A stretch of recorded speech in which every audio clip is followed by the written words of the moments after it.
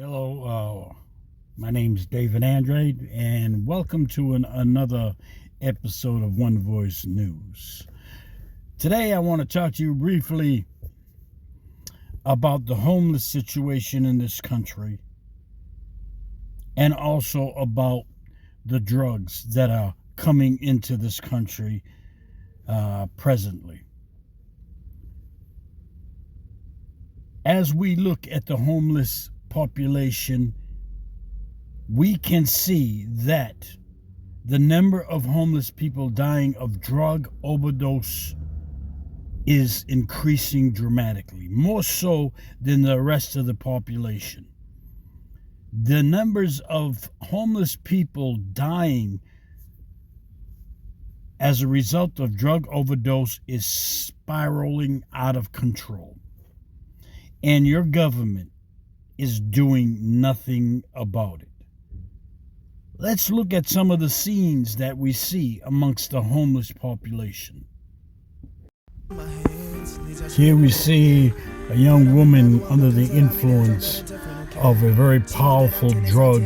I believe it's made from tranquilizers that were used for animals, that is circulating within our communities. Highly affecting the homeless population, causing a great number of overdose deaths within the homeless population. And this has been going on, and it's becoming a growing problem throughout this country. As we look at the neighborhoods in our country, we can see that everything seems to be denigrating, seems to be going downhill, as more and more people become affected by these drugs. But it seems that the government of the United States isn't paying very much attention to this problem, because it seems to be affecting the homeless, whom they care very little for. It seems to be affecting in greater numbers the minority, the non-white communities, or the lower income white communities. So the government is not paying attention. But look at these scenes and look at how our communities in general are denigrating, are going downhill. And as more and more people become hopeless and depressed, and so they turn to these illicit drugs. And some of these drugs are highly dangerous. And our government is too busy sending billions of dollars overseas to help Israel, to help Ukraine. Well, the people here in this country suffer. And more people are becoming homeless. And more people are turning to drugs for relief of their depression. Illicit drugs that are found in the streets, and it is causing havoc amongst the population. And it will soon be affecting members of your family, maybe your children, maybe your nephews, your niece. So don't think that this problem is far removed from you. All you need to do is walk around the streets in any major city. Walk around the areas that are affected by that, and it clearly can be seen that this problem is growing, and this problem is left unchecked by the government of the United States. So people, we must demand that the government pay attention to this issue. They're calling it the zombie effect, because these drugs are making people appear to be as if they're zombies. You know, the type you see in the movies. They're walking around all stiff, standing there completely still, bent over, or gyrating completely out of control, making senseless kinds of movement. And it is affecting millions now, and it is especially hard on the homeless community, who's already suffering. The homeless community, many people within that community are dealing with mental illness and depression. So this is a horrible situation that is a growing problem throughout this country. In my city of New Bedford, Massachusetts, we have a growing homeless population. And instead of offering them as much help as possible, our city on many occasions have used the police department to harass the homeless.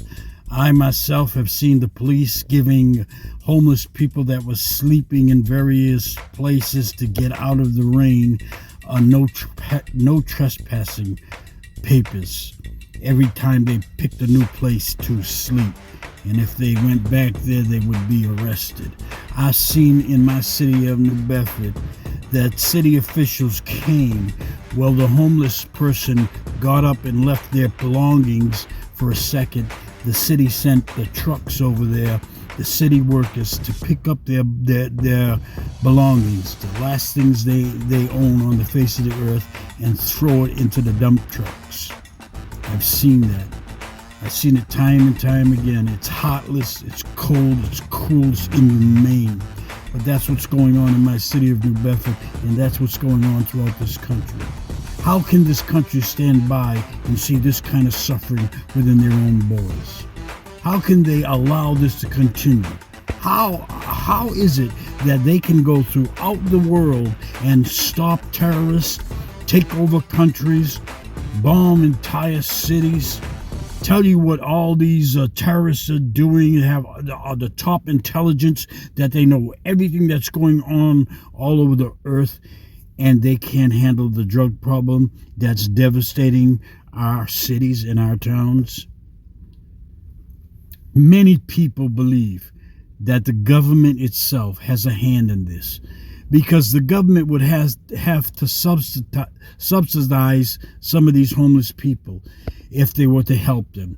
They would have to give them medical coverage, housing, food stamps, and things like that until they got onto their feet and recovered. And the United States government doesn't seem to want to do that, doesn't want to spend any resources on its own people. So they allow these illicit drugs, these dangerous drugs, these killer drugs to flood our communities and allow these people to get hooked on it. And in their desperation and their hopelessness, they're easy targets for those selling these drugs. And they get hooked on these drugs. And the government's hope, I believe, is that they die. And once they're dead, the government doesn't have to worry or spend any of its resources on them. This is wicked indeed to the 10th power. So people, you need to kind of wake up a bit and understand that your government has billions and billions of dollars to do what they want to do. Billions and billions of dollars to send to Israel to commit genocide against the Palestinian people. Billions and billions of dollars to send to Ukraine. They told Ukraine, we're not leaving your side. We're with you to the end. And we don't care how much it costs. Wouldn't that be nice if they felt that same way about the population living here in the United States and took care of their people? When someone becomes homeless, they still have other people that love them and care for them. They still are human beings. They still are worthy of dignity and support. They should not be abandoned and left to die in the streets. Okay, people, my name is David Andrade. This was just my opinion. Tell me what you think about. Peace.